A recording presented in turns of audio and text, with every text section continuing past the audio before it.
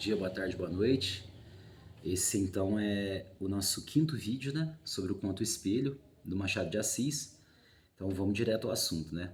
Direto ao enredo.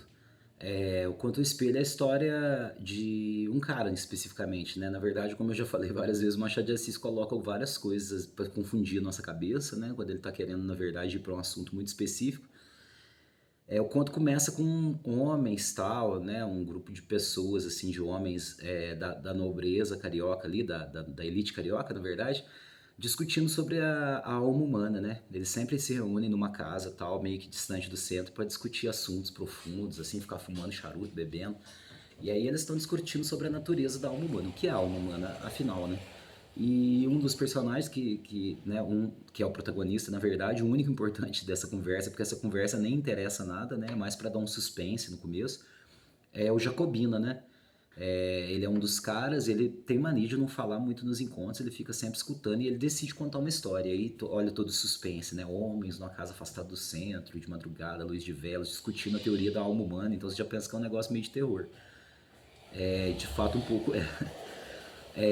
A história do Jacobina, então, é a seguinte: ele vai contar a história dele para ilustrar que a alma humana, na verdade, não é uma, mas são duas almas, né? A alma humana ela é dividida em duas, e para ilustrar isso, ele vai contar uma história da juventude dele, que é a seguinte: quando ele era jovem, ele tinha uns 25 anos, ele tinha sido aprovado para ser alferes. Quem não sabe, alferes é uma espécie de policial, né, do século XIX. Tiradentes era alferes. E ele fica muito envaidecido, né, de ser alferes. Ele de fato vai poder usar uma farda, né, assim, ter uma importância, ser policial, ter uma autoridade. A família dele é uma família pobre, né?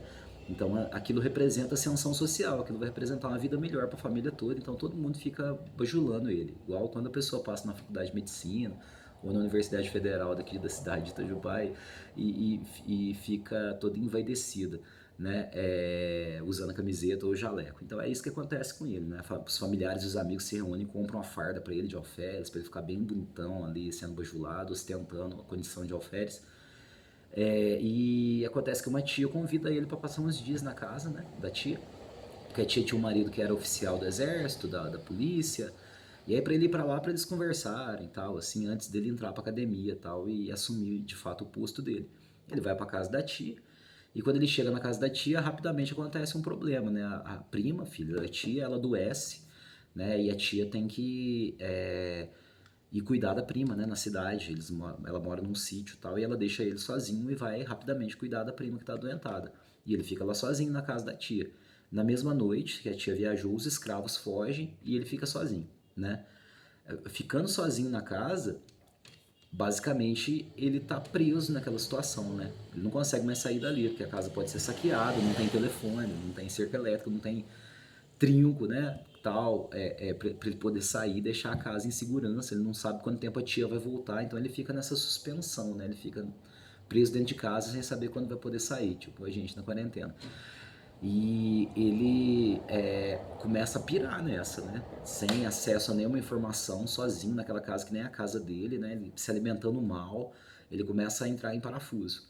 E aí ele decide, né? Ele tem um espelho, né? Aí daí que veio o nome do conto, né? O móvel mais chique da casa é o espelho.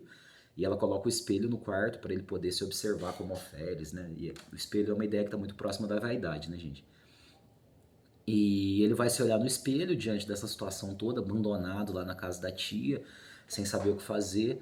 Ele vai se olhar no espelho e percebe que ele está desaparecendo. Na hora que ele faz assim com a mão dele está sumindo, tipo desenho do Tom e Jerry quando eles passam aquela tinta desvanecedora. Ele está desaparecendo, né? E ele fica bastante desesperado, pensa em arriar um cavalo e sair correndo dali logo, porque, né, é uma situação completamente inusitada, né, e assustadora. E aí ele tem uma brilhante ideia que é pôr a farda de alferes. Aí ele põe a farda de alferes e fica se olhando no espelho e pouco a pouco, dia a dia, ele consegue passar os dias olhando a farda de alferes, né? E finalmente se enxergando de novo, ele para de desaparecer.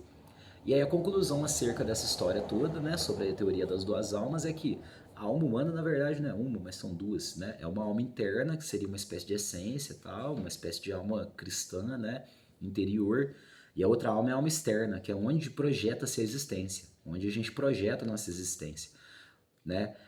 A alma externa nesse caso é a farda de alferes, que não seria necessariamente a farda, mas a posição de alferes, né? Seria o equivalente a dizer que uma pessoa, na verdade, projeta muito mais a sua existência em um determinado título, como um alferes, policial, médico, a gente poderia falar, professor de tal escola, de tal universidade, né? Juiz, algum cargo público, como vereador, né? Prefeito. Então, as pessoas, na verdade, vão projetar sua existência muito mais em fatores externos do que internos, né? E aí ele abre espaço para a vaidade, né? Na verdade, o que o Machado de Assis está querendo discutir aí é que a alma externa ela é algo muito comum, né? Dentro da sociedade. Todo mundo acaba tendo uma alma externa onde projeta a sua existência, que pode ser ostentar uma profissão, seria aquele famoso, você sabe o que você está falando, né? As pessoas, elas, em geral, né, se apoiam muito e apoiam muito essa existência em características exteriores, como um cargo, eu sou professor tal de tal escola famosa, ou morar em um determinado bairro, ter um carro, né? Inclusive, a alma exterior ela pode ser objetos, né? A gente pode projetar a existência em consumo, sobretudo no momento que a gente vive em que consumir é uma das grandes verdades da vida e um dos grandes meios de alcançar a felicidade, né? De acordo com vários pensadores atuais. Enfim, para o Machado de Assis, nessa ocasião, a alma externa muitas vezes vai até superar a alma interna. E eu queria deixar uma indicação para vocês de um comercial do Fiat Bravo do ano de 2013. Eu vou tentar colocar na descrição do vídeo o link, porque tem esse comercial no YouTube. É um comercial que o cara tá trabalhando no escritório, ele vai atender o telefone, na hora que ele vai atender o telefone, a mão dele começa a desaparecer, ele começa a desaparecer totalmente, sai correndo, desesperado, ele tá até desaparecendo da foto na parede do escritório dele com o chefe, e aí ele vai correndo para uma concessionária, na hora que ele entra no Fiat Bravo, aí ele olha a mão dele, aparece de novo, né? E aí o comercial continua falando bravo, né? Moderno, inteligente, ousado, como você sempre quis ser, porque na verdade você nunca vai ser. Você vai precisar de um carro para ser moderno, inteligente ou ousado, porque é a alma externa que vai definir o que você é e não necessariamente a alma interna. Mas se a gente for extrapolar isso para as redes sociais, para o Instagram, por exemplo, né, fica muito evidente como que essa alma externa acaba definindo muito mais a nossa existência do que a alma interna. Até porque muitas vezes a gente nem sabe o que é alma interna ou nem tem noção. Então esse é o Conto Espelho, um conto também fenomenal do Machado de Assis e que tem uma reviravolta bastante interessante e até uma estrutura de suspense, né, de terror, como vários outros contos. Então só faltam dois, espero que vocês estejam gostando.